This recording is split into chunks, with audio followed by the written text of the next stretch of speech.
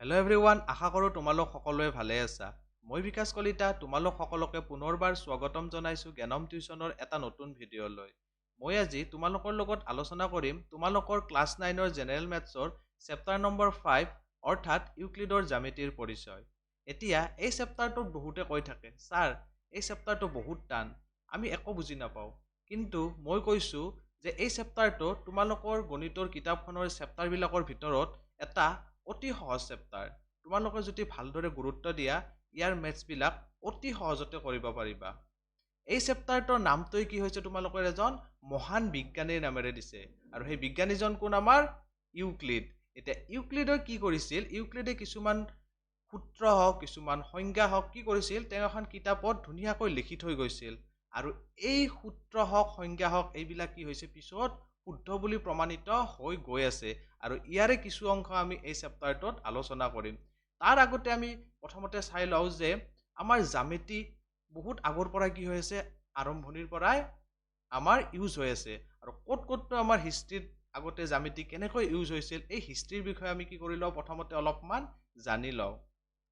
এতিয়া তোমালোকে যদি চোৱা ইয়াত যে ইয়াত ইজিপ্তৰ লোকসকলে, আমাৰ কোনবিলাকৰ কথা কৈছে ইয়াত, ইজিপ্তৰ লোকসকলে আদিবাসীসকলে কি কৰিছিল, শস্য ভাণ্ডাৰৰ আয়তন নিৰ্ণয়, এইটো এটা ধৰা শস্য ভাণ্ডাৰ, ইয়াৰ আয়তন নিৰ্ণয়, এই শস্য ভাণ্ডাৰৰ আয়তন নিৰ্ণয়, তাৰপিছত নলা নিৰ্মাণ, এনেকুৱা ধৰণৰ নলা নিৰ্মাণ, আৰু ইজিপ্তত মেইন এটা বস্তু আছিল কি, এই পিৰামিড। এই পিৰামিড নিৰ্মাণতো কি কৰিছিল সিহঁতে, জ্যামিতিৰ জ্ঞান ব্যৱহাৰ কৰিছিল। তাৰমানে কেনেকে ধৰণে বনালে সেইটো কি হ'ব, আমাৰ সুবিধা হ'ব, কেনেকুৱা আকৃতি দিলে আমি তাক স্থায়ীভাৱে বনাব পাৰিম, এই গোটেইখিনিতে কি ইউজ কৰিছিল তেখেতসকলে, জ্যামিতি ইউজ কৰিছিল।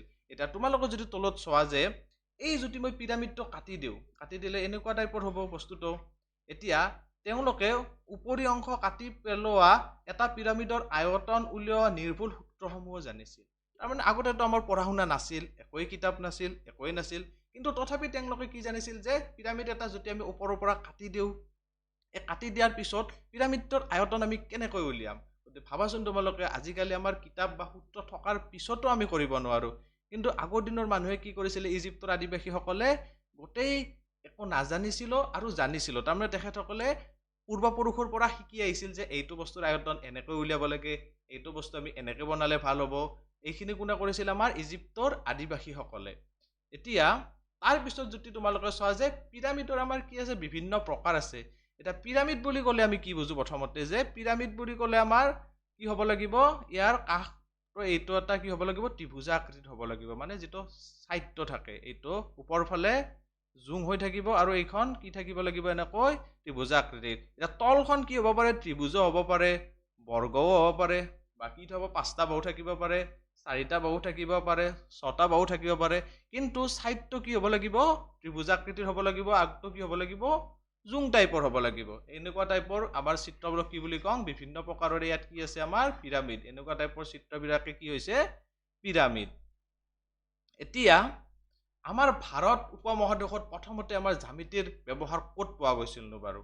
এতিয়া আমাৰ ভাৰত মহাদেশৰ প্ৰথমতে তোমালোকে নিশ্চয় পঢ়িছা যে আমাৰ ভাৰত উপমহাদেশৰ মহেঞ্জোদাৰোৰ হৰপ্পা সভ্যতাৰ কথা তোমালোকে শুনিছা, কিমান এডভান্স আছিল তেওঁলোক। এতিয়া তাত যিবিলাক আমাৰ খনন কাৰ্য হৈছে সিন্ধু উপত্যকাত, তাত যে তেওঁলোকে কি কৰিছিল, জ্যামিতিৰ ব্যৱহাৰ কৰিছিল, তাৰ আমাৰ কি পোৱা যায়, প্ৰমাণ পোৱা যায়। এতিয়া এই ছবিখনত যদি তোমালোকে চোৱা, ইয়াৰ ৰাস্তাবিলাক যদি তোমালোকে ভালদৰে লক্ষ্য কৰা, কিমান ধুনীয়াকৈ সমান্তৰালকৈ ৰাস্তাবিলাক বনাইছিল, বা এই যে তোমালোকে গাঁতটো দেখিছা, এই গাঁতটো মানে কি, ভিতৰত তেওঁলোকে কেনেকে মাটিৰ তলত আমাৰ নৰ্দমা বনাব লাগে, এই গোটেই জ্ঞানবিলাক আছিল তেওঁলোকৰ। বা তোমালোকে যদি ইয়াত চোৱা যে বেৰবিলাক কিহেৰে বনাইছে, ইটাৰে বনোৱা হৈছে, আৰু ইটাটোৰ চাইজটো তেওঁলোকে ইমান ধুনীয়াকৈ লৈছিল যাতে বেৰখন কি হৈ থাকে, একদম দৃঢ় হৈ থাকে, আৰু যিমান পাৰে ওপৰলৈ বনাব পাৰে, বা বহুত দিনলৈ কি কৰে, আমাৰ লাষ্টিং কৰে। এতিয়া তেওঁলোকে ইটাটো কেনেকে লৈছিল, ভাটিত জ্বলাই, এইটো ইটাৰ টুকুৰাটো চোৱা। যদি এইফালে তেওঁলোকে কি কৰিছিল যে এইফালে ধৰা তেওঁলোকে কৰিলে যে 4 চেণ্টিমিটাৰ, দিশটো যদি 4 চেণ্টিমিটাৰ ল'লে, প্ৰস্থটো লৈছিল 2 চেণ্টিমিটাৰ, আৰু এইটো লৈছিল 1 চেণ্টিমিটাৰ। তাৰ মানে ৰেচিঅ'টো কিমান আছিল আমাৰ, 4:2:1, একজাক্ট 4:2:1। তাৰ মানে তেওঁলোকে কিমান ধৰণে মানে কি কৰিছিল, আমাৰ জ্যামিতিৰ সৎ ব্যৱহাৰ কৰিছিল, নিশ্চয় জানিছিল জ্যামিতিৰ ব্যৱহাৰ, সেইকাৰণে তেওঁলোকে এনেকৈ ব্যৱহাৰ কৰিছিল। এতিয়া তাৰপিছত যদি আমাৰ ভাৰতৰ এতিয়া পুৰণি যুগৰ কথা কওঁ, প্ৰাচীন ভাৰতৰ শুল্কসমূহত কি আমাৰ জ্যামিতিৰ নিৰ্মাণ কাৰ্যত হাতপুথি হিচাপে ব্যৱহৃত হৈছিল। গোটেই আমাৰ ধৰা তোমালোকৰ বেদ বিধিৰ যাগ যজ্ঞ, এই আমাৰ যে কি কৰে আমাৰ যাগ যজ্ঞবিলাক যে কৰে, তাত যিটো আমাৰ এই বেদীটো বনায়, এই যে বেদীটো ইয়াত বনাইছে, এই বেদীটো কি হয় আমাৰ একদম ধুনীয়া এটা জ্যামিতিৰ আকাৰ দি পেলাই বনায়। কিহৰ আকাৰ দি পেলাই বনায়? এটা ধুনীয়া জ্যামিতিৰ, এটা খলপৰ ওপৰত এটা খলপ, এটা খলপৰ পৰা এটা খলপ, কেনেকে দিলে আমাৰ ভালদৰে সেই বেদীটো কি হ'ব বনাব পাৰিম, সেইটো তেওঁলোকে ভালদৰে জ্যামিতিৰ ব্যৱহাৰ কৰি চাইছিল। এতিয়া তাৰ উপৰি এতিয়া যদি তোমালোকে চোৱা, ঘৰুৱা কাৰ্যৰ বাবে কি কৰিছিল? বৰ্গ আৰু বৃত্তাকাৰ ভেটি নিৰ্মাণ কৰিছিল। আৰু ৰাজহুৱা পূজা অৰ্চনাত, যি এইবিলাক ৰাজহুৱা পূজা অৰ্চনাত তেওঁলোকে কি ব্যৱহাৰ কৰিছিল? আয়তাকাৰ বা ত্ৰিভুজ আকাৰ বা ট্ৰেপিজিয়াম আকাৰৰ যুটীয়া আকৃতিৰ ভেটি নিৰ্মাণ কৰিছিল। হৈছে এতিয়া তাৰ পিছৰ ছবিখন যদি তোমালোকে ভালদৰে চোৱা, এইখন হয়তো তোমালোকে নিশ্চয় কৰবাত নহয় কৰবাত দেখিছা। এইটোক কি বুলি কয়? আমাৰ শ্ৰীযন্ত্ৰ বুলি কয়। এই শ্ৰীযন্ত্ৰটো, এইটোক আচলতে কোৱা হয়, আমাৰ বেদতো আছে, কি কোৱা হয় যে আমাৰ এই যন্ত্ৰটোৰ দ্বাৰা আমাৰ আৰু আমাৰ এই বিশ্ব ব্ৰহ্মাণ্ডৰ মাজত এটা সম্পৰ্ক তাৰমানে ইয়াত দেখুওৱা হৈছে। কেনেকুৱা ধৰণৰ সম্পৰ্ক আছে? এতিয়া ইয়াত কি আছে? 9টা পৰস্পৰ ছেদী সমদ্বিবাহু ত্ৰিভুজ। তাৰমানে কি আছে ইয়াত? 9টা সমদ্বিবাহু ত্ৰিভুজ এনেদৰে সজাইছে যে সিহঁতে আকৌ 43টা সৰু সৰু কি কৰে? আমাৰ ত্ৰিভুজ সৃষ্টি কৰে। তাৰমানে তোমালোকে ভাবি চোৱাচোন যে আগৰ দিনত কিমান জ্যামিতিৰ সদব্যৱহাৰ হৈছিল। 9টা সমদ্বিবাহু ত্ৰিভুজ মানে কি হ'ব লাগিব? দুডাল বাহু সমান হ'ব লাগিব। ধৰা এইটো এটা সমদ্বিবাহু ত্ৰিভুজ, এইডালৰ এইডাল বাহু সমান হ'ল। এনেকৈ 9টা সমদ্বিবাহু ত্ৰিভুজ লগ লগাই পেলাই 43টা সহযোগী ত্ৰিভুজ বনাই দিছিল। আৰু এনেকৈ তেওঁলোকে এইটো কি নিৰ্মাণ কৰিছিল? আমাৰ শ্ৰীযন্ত্ৰ নিৰ্মাণ কৰিছিল। এতিয়া তাৰ পিছত যদি আমি চাওঁ যে প্ৰথম প্ৰমাণ মানে কি? কিবা এটা বস্তুৰ আমি ধৰা আমি ক'লো যে এডাল কি আছে, ধৰা আমাৰ তোমালোকে যে পাইছা পাইথাগোৰাছৰ থিয়ৰমটোৱে কি কৈছিল? পাইথাগোৰাছৰ থিয়ৰমটোত আমাৰ যে সমকোণী ত্ৰিভুজ এটাৰ অতিভুজৰ বৰ্গ বাকী দুটা বাহুৰ বৰ্গৰ যোগফলৰ সমান। এতিয়া এই এনেকুৱা ধৰণৰ বস্তুবিলাক আমি প্ৰমাণ কৰিছিলো। এতিয়া প্ৰথম প্ৰমাণ কৰাৰ আমাৰ কৃতিত্ব কাক দিয়া হয়? গ্ৰীক গণিতজ্ঞ থেলেছক। ঠিক আছে। আৰু তেখেতে প্ৰমাণ কি কৰিছিল? যে এটা বৃত্তৰ ব্যাসে বৃত্তটোক দুটা সমান ভাগত ভাগ কৰে। তাৰমানে এটা যদি মই বৃত্ত আঁকো, এই বৃত্তটোক যদি মই মাজেৰে কি কৰি দিওঁ? ভাগ কৰি দিওঁ। বৃত্তৰ ব্যাস, এই কি থাকিল এডাল কি হয়? বৃত্তৰ কেন্দ্ৰৰ মাজেৰে যোৱা ৰেখাডালক আমি কি কৰো? কি কওঁ? ব্যাস বুলি কওঁ। তেতিয়াহ'লে এই ব্যাসডালে বৃত্তটোক কি কৰে? সমানে দুটা ভাগত ভাগ কৰে। এইটো আমি জানো। আৰু এইটো কোনে প্ৰমাণ কৰিছে? আমাৰ থেলছে প্ৰমাণ কৰিছিল। আৰু থেলছৰ এজন বিখ্যাত ছাত্ৰ আছিল পাইথাগোৰাছ, যিটো তোমালোকে পাইথাগোৰাছৰ উপপাদ্য অলপ আগতে ক'লো, সেইটো তোমালোকে ব্যৱহাৰ কৰিয়েই থাকা। সেইটো প্ৰায় মেক্সিমাম গণিততে সেইটো ব্যৱহাৰ হৈ থাকে আমাৰ। আৰু পাইথাগোৰাছ আৰু তেখেতৰ সহকৰ্মীসকলে কি কৰিছিল? খ্ৰীষ্টপূৰ্ব 300লৈকে জ্যামিতিৰ ধৰ্ম আৱিষ্কাৰ কৰিছিল আৰু বহুলভাৱে জ্যামিতিৰ সূত্ৰসমূহৰ বিকাশ সাধন কৰিছিল। তাৰমানে খ্ৰীষ্টপূৰ্ব 300লৈ পাইথাগোৰাছ আৰু সহকৰ্মীসকলে জ্যামিতিৰ ধৰ্মবিলাক আৱিষ্কাৰ কৰি গৈয়ে আছিল আৰু জ্যামিতিৰ সূত্ৰসমূহৰ বিকাশ সাধন তেওঁলোকে কৰিয়ে আছিল। এতিয়া আহিল আমাৰ আচল মানুহজন ইউক্লিড। এতিয়া ইউক্লিডে কি কৰিছিল? ইউক্লিড তেখেত এজন শিক্ষক আছিল আৰু তেখেতৰ এখন বিখ্যাত গ্ৰন্থ আছে এলিমেণ্টছ। নামটো কি বুলি কৈছে ইয়াত? এলিমেণ্টছ। তাত তেওঁ কি কৰিছিল? তেতিয়ালৈকে জনাজাত তেখেতৰ সকলো কৰ্ম তেখেতে তাত সন্নিৱিষ্ট কৰিছে। আৰু তেখেতে এলিমেণ্টছখনক কেইটা ভাগত ভাগ কৰিছে? 13টা খণ্ডত ভাগ কৰিছিল। কিমানটা খণ্ডত ভাগ কৰিছিল? Very very important. কিতাপখনৰ নামো তোমালোকৰ আহে পৰীক্ষাত, বা কিমানটা খণ্ডত ভাগ কৰিছিল সেইটো আহি থাকে পৰীক্ষাত।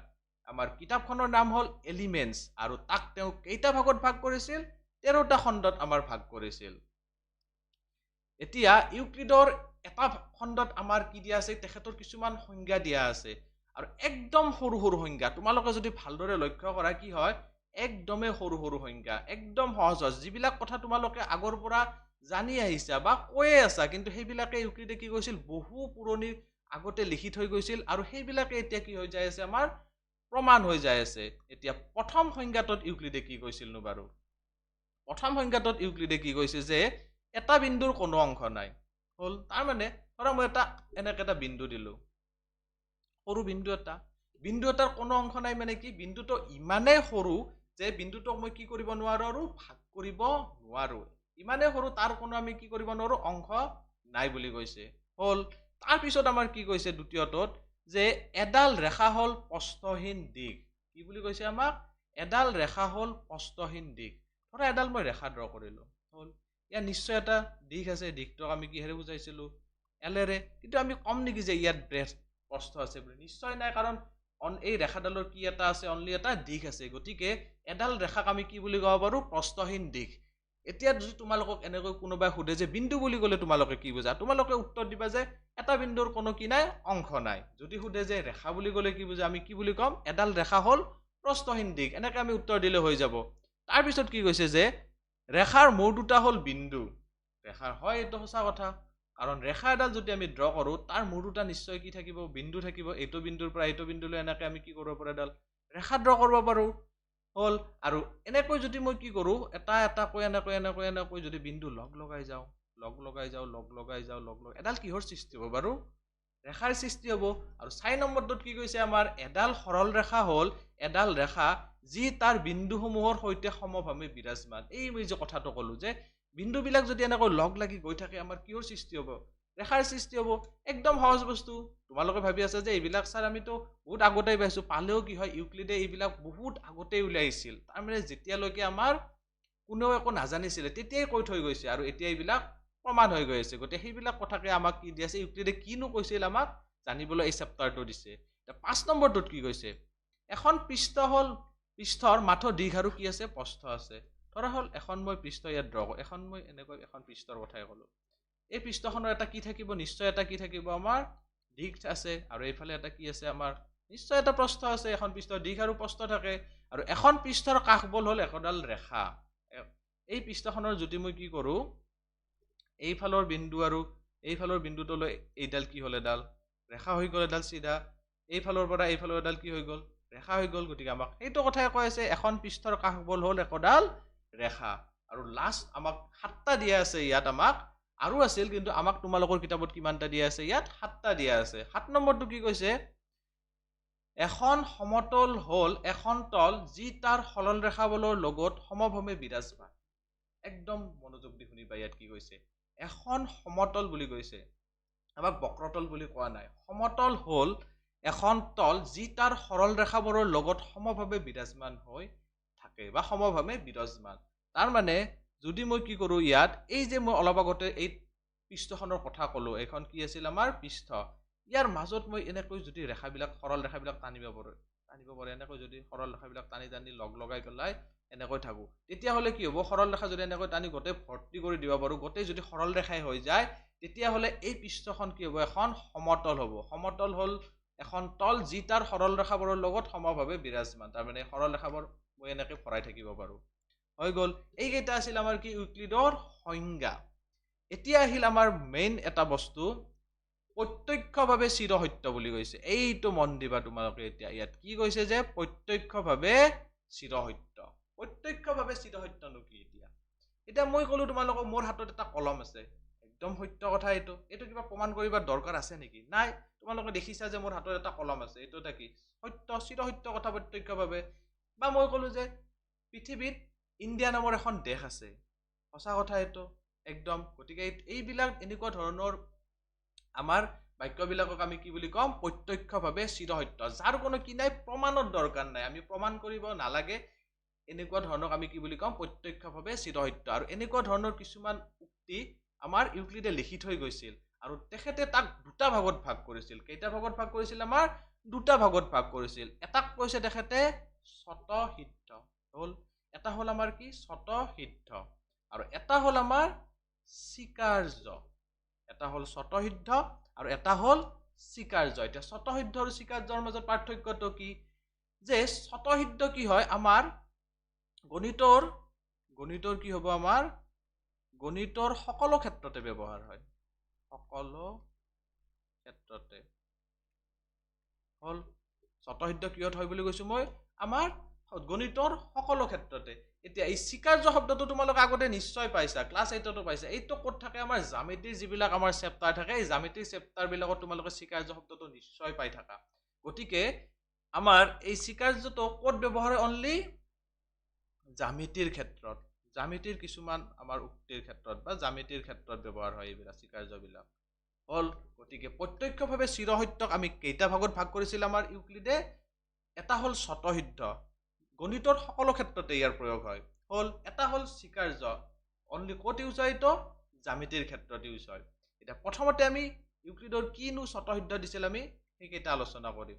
স্বতঃসিদ্ধ 7টাৰ প্ৰথমটো এতিয়া চোৱা তোমালোকে কি কৈছে, একদম সহজ বস্তু, তোমালোকে ভালদৰে জাষ্ট শুনি যাবা। প্ৰথমটো কি দিয়া আছে? একেটা বস্তুৰ লগত সমান সমান বস্তুবোৰৰ আন এটা আনটোৰ লগত সমান। কি কৈছে? একেটা বস্তুৰ লগত সমান সমান বস্তুবোৰৰ এটা আনটোৰ লগত সমান বুলি কৈছে আমাক। তাৰ মানে ধৰা হ'ল মই ক'লো যে এৰ লগত বি সমান, এৰ লগত কি সমান বুলি ক'লো? বি সমান।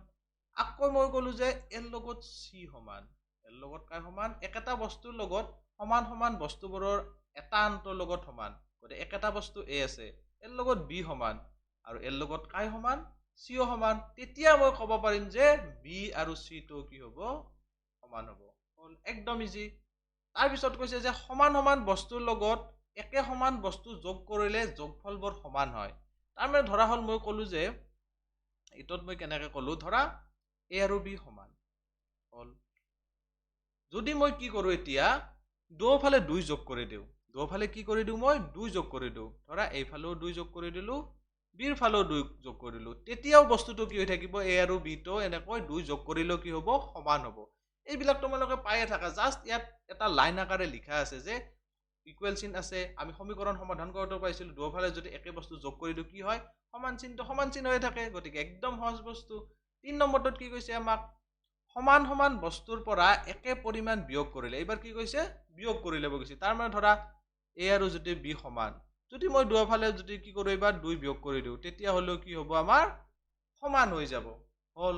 এতিয়া 4 নম্বৰটোত আমাক কি দিয়া আছে যে যিবোৰ বস্তু এটা আনটোৰ লগত সম্পূৰ্ণৰূপে মিলি যায় বুলি কৈছে সেইবোৰ পৰস্পৰ সমান। তাৰ মানে ধৰা মই কি কৰিলো, এনেকুৱা দুটা সৰু ৰছী, একদম চেম চাইডৰ ৰছী দুডাল আনিলো, এটা আনটোৰ ওপৰত এনেকে কি কৰি দিলো? লগ লগাই দিলো। দুটা নিশ্চয় মিলি যাব, একদম সমান হ'ব লাগিব, তেতিয়াহে কি হ'ব? এটা আনটোৰ ওপৰত মিলি যাব। এই হাতখনো মোৰ কি হ'ব লাগিব? একদম যদি সমান হয় মোৰ, তেতিয়াহে এটা আনটোৰ ওপৰত মিলি যাব। মই যদি এটা আনটোৰ পিছফালে থৈ দিওঁ এনেকে, আগফালৰ পৰা যদি মানুহ এজনে চাই কি দেখিব? দুটা নেদেখে, কেইটা বস্তু দেখিব? এটাই দেখিব। কাৰণ দুটা বস্তু একদম সমান হয়, সমান হ'লে দুটা মিলি যাব, গতিকে এটাই দেখিব। গতিকে সেইটো কথা ইয়াত কৈছে যে যিবোৰ বস্তু এটা আনটোৰ লগত সম্পূৰ্ণৰূপে কি হয়? মিলি যায়। ধৰা এটা বস্তু ইয়াত আছে, ইয়াৰ ওপৰত যদি এটা বস্তু এনেকে সম্পূৰ্ণৰূপে মিলি গ'ল, বস্তু দুটা একদম সহজতে নিশ্চয় সমান হ'ব। হ'ল।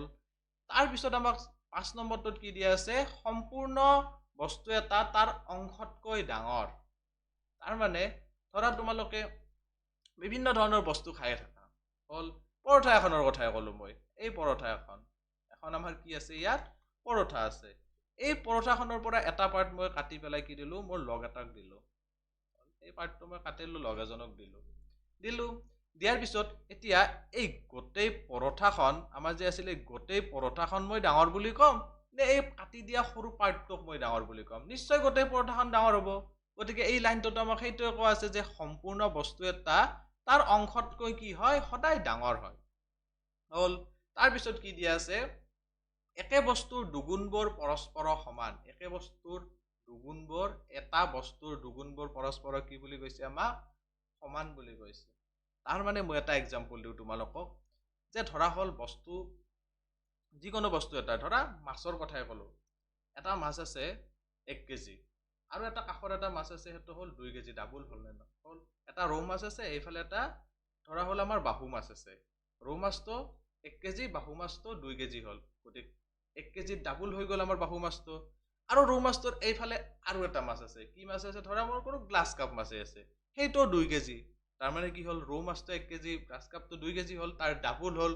যদি এনেকৈ ডাবুল হ'ল, ৰৌ মাছটোৰ ডাবুল কোন হ'ল? বাহু মাছটো 2 কেজি। আকৌ ৰৌ মাছটোৰ ডাবুল কি হ'ল? গ্লাছ কাপ মাছটো, সেইটো ডাবুল হ'ল 2 কেজি। তেতিয়া মই কি ক'ম যে এই বাহু মাছটো আৰু আমাৰ গ্লাছ কাপ মাছটো কি হ'ব? সমান হ'ব। আৰু ইয়াত সেইটো কথাই কোৱা আছে যে একে বস্তুৰ দুগুণবোৰ কি হয়? পৰস্পৰ সমান হয়। এতিয়া 7 নম্বৰটোত কি কৈছে আমাক? একে বস্তুৰ আধাবোৰো পৰস্পৰ সমান। একে কথা। ধৰা হ'ল এটা বস্তুৰ ওজন 10 কেজি আছে, তাৰে আধা, কাষতে এটা বস্তু আছে যে 5 কেজি হৈ যাব আধা, আৰু সেইটো ফালেও আৰু এটা বেলেগ বস্তু আছে, তাৰো প্ৰথমটোৰ কি হ'ব আধা বুলি কৈছে নহয় ওজন 10 কেজি আছিল আধা হ'লে 5 কেজি এইফালেও 5 কেজি হ'ল এইফালেও 5 কেজি গতিকে সেই দুটা বস্তু কি হৈ যাব নিশ্চয় সমান হৈ যাব আৰু ইয়াত একদম গতিকে তোমালোকে যদি ইয়াত চোৱা একদম সহজ সহজ সৰু সৰু কিছুমান কথা কোৱা আছে জাষ্ট তোমালোকে ভালদৰে এবাৰ পঢ়িলেই বুজি পাই যায় স্বতঃসিদ্ধ কেইটা আমাৰ হৈ গ'ল এতিয়া আহিল আমাৰ মেইন বস্তু স্বীকাৰ্য এইকেইটা কিহত আমাৰ ব্যৱহাৰ হয় মেইনলি নহয় আচলতে কিহতে ব্যৱহাৰ হয় অনলি জ্যামিতিৰ ক্ষেত্ৰত ব্যৱহাৰ হয় স্বীকাৰ্য 1টোত কি কোৱা আছে আমাক এডাল সৰল ৰেখা এটা বিন্দুৰ পৰা যিকোনো এটা বিন্দুলৈ টানিব পাৰি কি কৈছে এডাল সৰল ৰেখা এটা বিন্দুৰ পৰা আন যিকোনো এটা বিন্দুলৈ টানিব পাৰি তাৰ মানে যদি মই এটা ইয়াত বিন্দু দিলো হল এইফালে এটা বিন্দু আছে এতিয়া মই কি কৈছো এই বিন্দুৰ পৰা যদি মই এইটো বিন্দুলৈ এনেকৈ টানি দিলো এডাল কি হয় এডাল নিশ্চয় এডাল সৰল ৰেখা হ'ল আৰু সেইটো কথা ইয়াত কোৱা আছে যে এডাল সৰল ৰেখা এটা বিন্দুৰ পৰা আন যিকোনো এটা বিন্দুলৈ টানিব পাৰে ধৰা এই বিন্দুটোৰ পৰা ইয়াৰ এটা বিন্দু দিলো তেতিয়া মই কি কৰিব পাৰিম এইটো বিন্দুৰ পৰা এইটো বিন্দুলৈ এডাল কি টানিব পাৰিম সৰল ৰেখা টানিব পাৰিম এই স্বীকাৰ্য 1ৰ আৰু এটা তাৰ কি আছে এটা ভাগ সৰু এটা আছে দিয়া আছে 5.1 কি কোৱা আছে এইটোত প্ৰদত্ত দুটা নিৰ্দিষ্ট বিন্দুৰ মাজেৰে একক সৰল ৰেখা পাব পাৰি কি কৈছে ইয়াত প্ৰদত্ত দুটা নিৰ্দিষ্ট বিন্দুৰ মাজেৰে একক সৰল ৰেখাহে পাব পাৰি তাৰ মানে ধৰা মই দুটা বিন্দু আঁকিলো হল ইয়াৰ মাজেৰে মই কেইডাল সৰল ৰেখা আঁকিব পাৰিম এডালে আঁকিব পাৰিম বেলেগ আৰু আঁকিব পাৰিম নেকি নোৱাৰো কাৰণ এনেকৈ দিলে এইটো কি হৈ নাযাব আমাৰ সৰল ৰেখা নহ'ব বক্ৰৰেখা হৈ যাব গতিকে নিৰ্দিষ্ট যদি মই দুটা পইণ্টৰ কথা কওঁ তেতিয়াহ'লে আমি কি কৰিব পাৰো মাত্ৰ এডালহে সৰল ৰেখা টানিব পাৰো হল এতিয়া আমাৰ স্বীকাৰ্য 2টোত আমাক কি দিয়া আছে যে এডাল সীমিত ৰেখা বা ৰেখাখণ্ড অসীমলৈ বঢ়াই দিব পাৰি একদম সঁচা কথা যদি মই কি কওঁ ইয়াত ধৰা এইডালে ৰেখাখণ্ডডাল টানিলো হল এডালক মই এনেকৈ বঢ়াই যাই থাকিব পাৰো এইডালকো এইফালে এনেকৈ মই বঢ়াই গৈয়ে থাকিব পাৰো গতিকে আমি কি কৰো এডাল সীমিত ৰেখা বা ৰেখাখণ্ডক আমি অসীমলৈ যিমান মন যায় সিমান কি কৰি থাকিব পাৰো বহলাই গৈ থাকিব পাৰো এতিয়া স্বীকাৰ্য 3টোত আমাক কি দিয়া আছে স্বীকাৰ্য 3টোত আমাক কি দিয়া আছে এটা বৃত্ত যিকোনো কেন্দ্ৰ আৰু যিকোনো ব্যাসাৰ্ধলৈ আঁকিব পাৰি একদম সঁচা কথা তোমালোকে ভাবি আছা স্যাৰ এইবিলাকনো কি বস্তু এইবিলাকতো আমি পায়ে থাকো কিন্তু তাত লাইন বিলাক তোমালোকে ভালদৰে মন দিবা এইবিলাক আমাৰ মেথছ কৰোঁতে আমাক প্ৰয়োজন হ'ব কি কৈছে ইয়াত এটা বৃত্ত যিকোনো কেন্দ্ৰ আৰু যিকোনো ব্যাসাৰ্ধলৈ আঁকিব পাৰি নিশ্চয় পাৰো আমি ধৰা এইটো এটা বৃত্ত ধৰা মই ক'লো যে এইটো এটা মই মাজত বিন্দু ললো এটা যিকোনো এটা ব্যাসাৰ্ধ ললো এনেকৈ ব্যাসাৰ্ধ ললো কি কৰিব পাৰো মই এনেকৈ এটা কি কৰিব পাৰো মই নিশ্চয় এটা বৃত্ত আঁকিব পাৰো বা এটা বেলেগ কেন্দ্ৰ ললো মই এনেকৈ এটা ব্যাসাৰ্ধ ললো এনেকৈ এটা মই কি আঁকিব পাৰিম নিশ্চয় এটা বৃত্ত আঁকিব পাৰিম এইটো মোৰ ভাল হোৱা নাই আঁকাত কিন্তু আমি কি কৰিব পাৰিম নিশ্চয় আঁকিব পাৰিম আমাক সেইটো কথাই কোৱা আছে ইয়াত যে আমি যিকোনো কি লৈ কৰিব পাৰো আমি যি বৃত্ত যিকোনো কেন্দ্ৰ আৰু যিকোনো ব্যাসাৰ্ধলৈ আমি আঁকিব পাৰো তাৰ পিছততো তোমালোকে চোৱা এইটোনো কি কৈছে স্যাৰ সকলো সমকোণ পৰস্পৰ সমান আমি সমকোণ মানে কি বুলি কওঁ 90 ডিগ্ৰী আৰু 90 ডিগ্ৰী কি হ'ব 90 ডিগ্ৰী সমান হ'ব গতিকে এইটোতো সমান কথা এইটোনো কি কথা লিখিছে কিন্তু তোমালোকে এতিয়াৰ কথাই ভাবিছা কিন্তু ইউক্লিডে কিমান আগতে এইবিলাক কথা লিখি থৈ গৈছে গতিকে তেতিয়াৰ মানুহবিলাকে এইবিলাক কথা একোৱেই নাজানিছিল কিন্তু ইউক্লিডে তেতিয়াই লিখি থৈ গৈছে যে সমকোণবিলাক কি হয় পৰস্পৰ সমান হয় এতিয়া স্বীকাৰ্য 5টো অলপমান ভালদৰে গুৰুত্ব দিবা কি কৈছে যদি এডাল ৰেখা আমাক কি কৈছে ইয়াত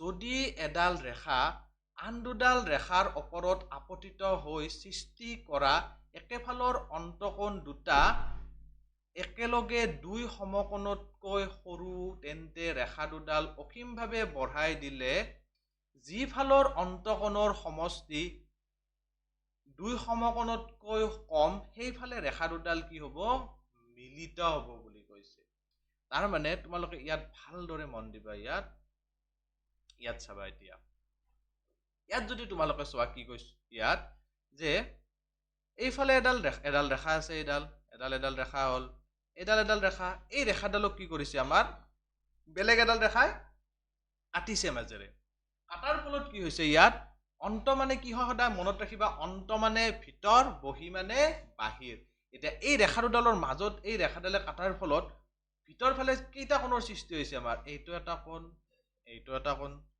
এইটো এটা কোণ আৰু এইটো এটা কোণ। কিমানটা কোণ হৈছে? 4টা। তাৰমানে এইটো যদি নাম্বাৰিং কৰোঁ মই, এইটো 1, এইটো 2, এইটো 3, এইটো 4 হ'ল।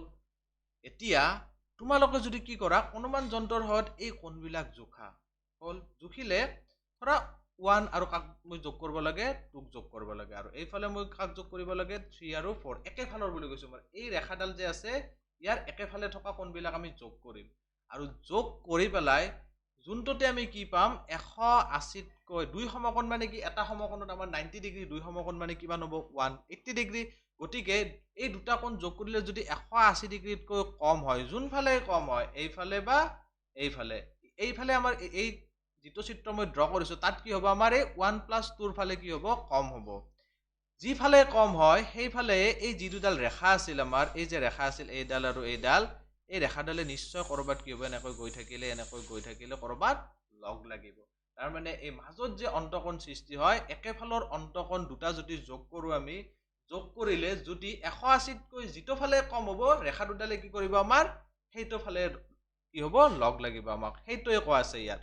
যদি এডাল ৰেখা আন দুডাল ৰেখাৰ ওপৰত আপতিত হৈ সৃষ্টি কৰা একেফালৰ অন্তকোণ দুটা একেলগে 2 সমকোণতকৈ সৰু হয়, তেন্তে ৰেখা দুডাল অসীমভাৱে বঢ়াই দিলে যিফালৰ অন্তকোণৰ সমষ্টি 2 সমকোণতকৈ কম, সেইফালে ৰেখা দুডাল কি হ'ব? আমাৰ মিলিত হ'ব।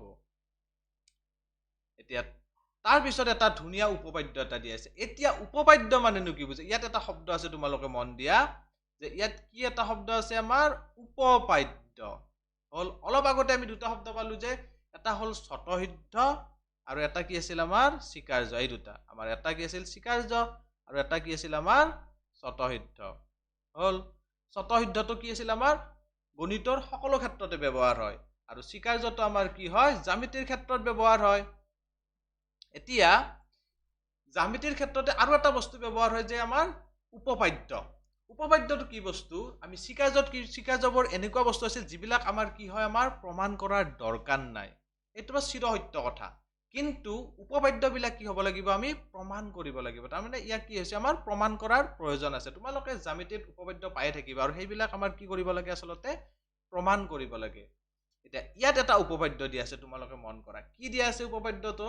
যে দুডাল ৰেখাৰ কথা কোৱা আছে ইয়াত। কি কোৱা আছে ইয়াত? দুডাল ৰেখাৰ কথা।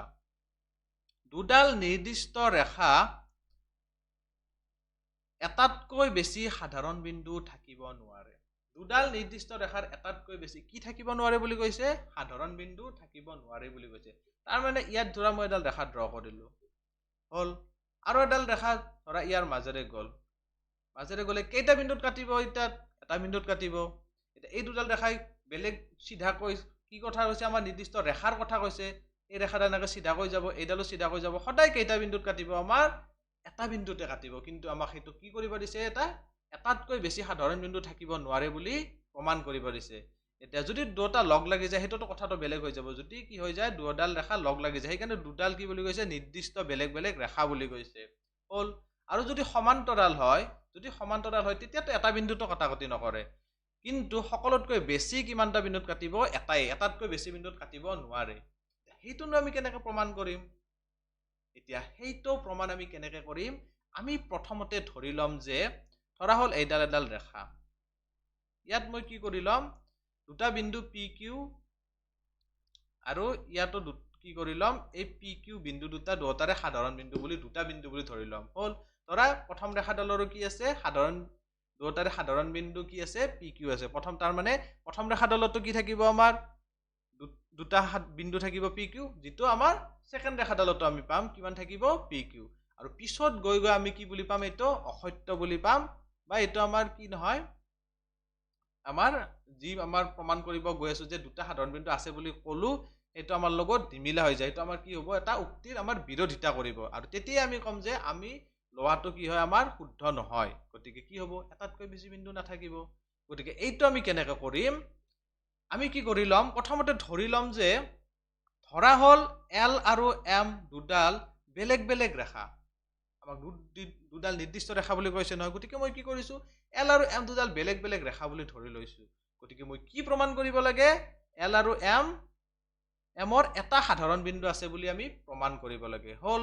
এটা প্ৰমাণটোত প্ৰথমতে মই কি কৰি লৈছো প্ৰথমতে মই ধৰি লৈছো যে এল আৰু এম সমান্তৰাল নহয় কিয় এম আৰু সমান্তৰাল হ'ব নোৱাৰে যদি এল আৰু এম সমান্তৰাল হৈ যায় সিহঁতৰ এটাও সাধাৰণ বিন্দু নাথাকিব গতিকে মই সেইটো প্ৰথমতে নোহোৱা কৰি দিছো যে এল আৰু এম সমান্তৰাল নহয় গতিকে এল আৰু এমৰ সাধাৰণ বিন্দু আছে এতিয়া যদি সম্ভৱ মই ধৰি লৈছো যে এল আৰু এমৰ পি আৰু কিউ দুটা সাধাৰণ বিন্দু আছে মই কি প্ৰথমতে তোমালোকক অলপ আগতে ক'লো আমি কি কৰিম যেটো আমাক প্ৰমাণ কৰিব তাৰ উলটাটো ধৰি লম আমি যে এল আৰু এমৰ পি কি আৰু কিউ দুটা সাধাৰণ বিন্দু আছে এতিয়া গতিকে এই পি কিউ বিন্দুটো এলৰ ওপৰতো থাকিব নিশ্চয় থাকিব যেটো সাধাৰণ বিন্দু আৰু পি কিউ বিন্দুটো ক'ত থাকিব এমৰ ওপৰতো থাকিব হল কিন্তু ইয়াত এটা কথা আছে যে ইউক্লিডৰ স্বীকাৰ্য 5.1 আমাক কোৱা আছে যে প্ৰদত্ত দুটা নিৰ্দিষ্ট বিন্দুৰ মাজেৰে একক সৰল ৰেখাহে পাব পাৰি তাৰ মানে ধৰা মই কি কৈছো যে প্ৰথম ৰেখাডাল এল আছিল হল সেকেন্ড ৰেখাডাল কি আছিল মোৰ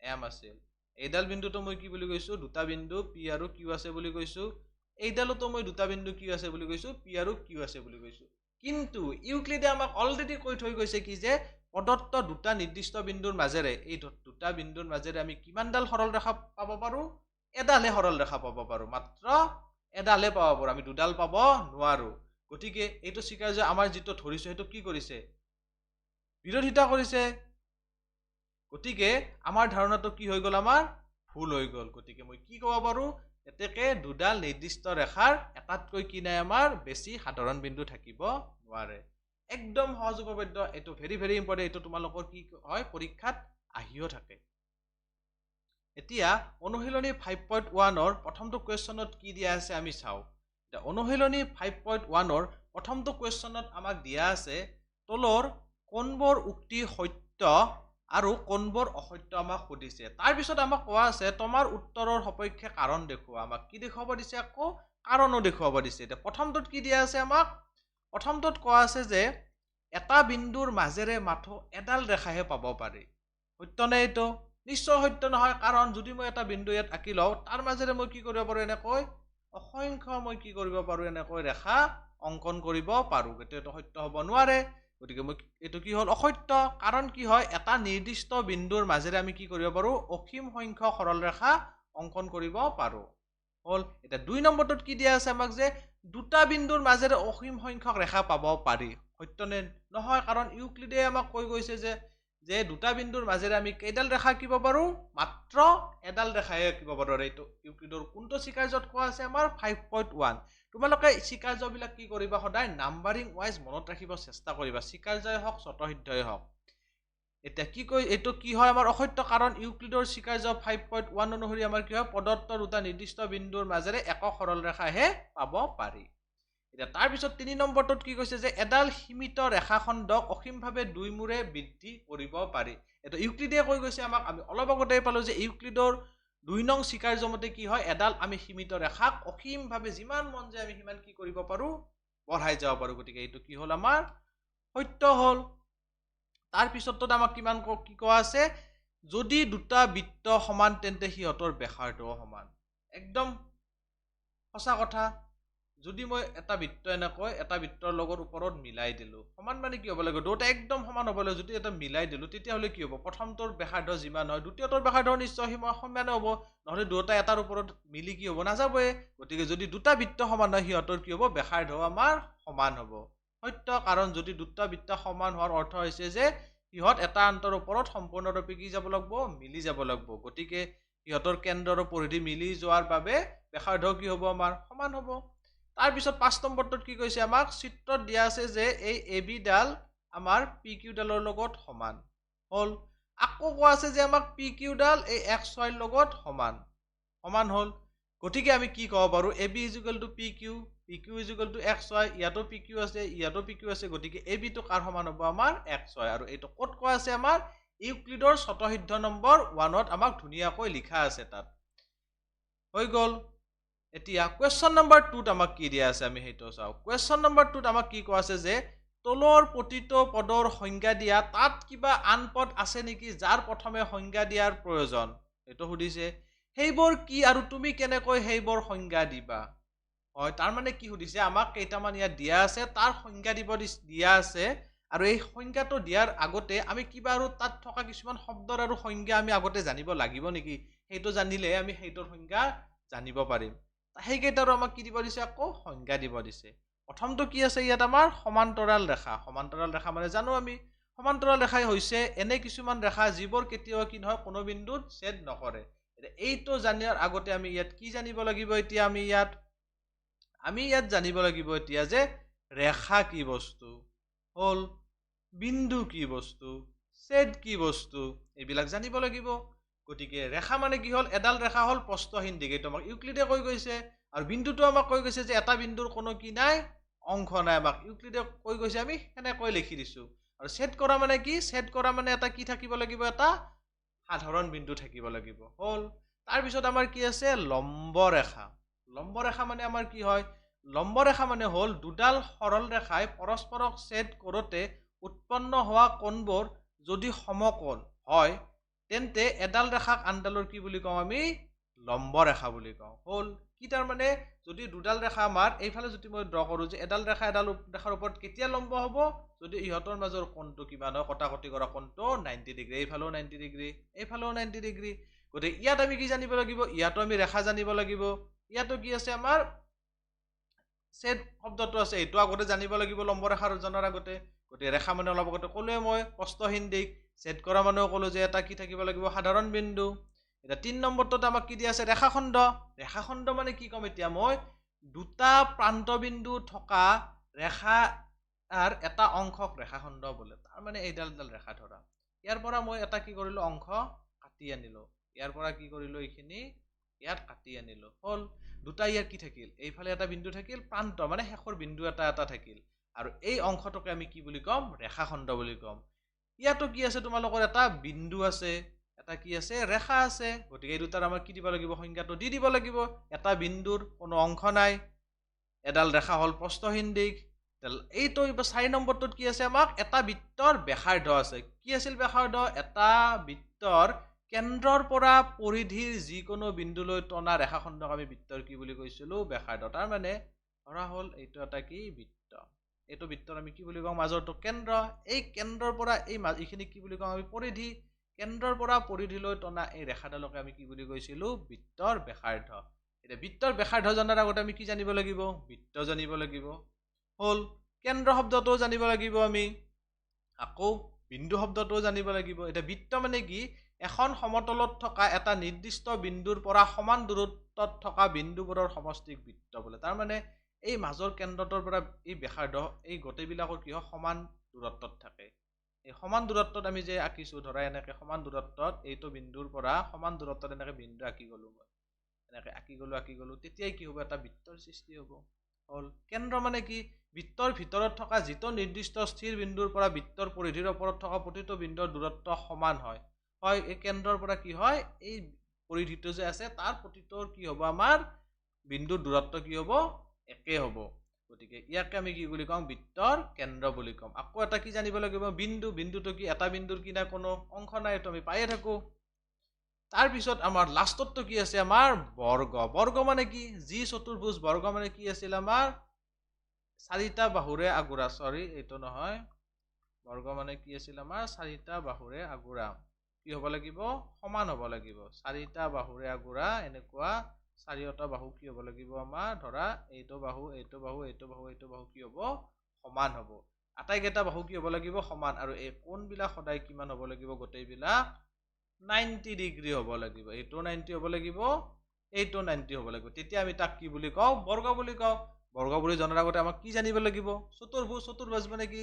যিকোনো চাৰিটা বাহু আমি আঁকি দিলো, আঁকি দি পেলাই যদি লগ লাগে সিহঁতে যিটো আবদ্ধ আমাৰ চিত্ৰ আমাৰ পাওঁ, সেইটোকে আমি কি বুলি কওঁ? চতুৰ্ভুজ। চাৰিডাল সৰল ৰেখাখণ্ডই আবদ্ধ কৰা সমতলীয় চিত্ৰক আমি কি বুলি কওঁ?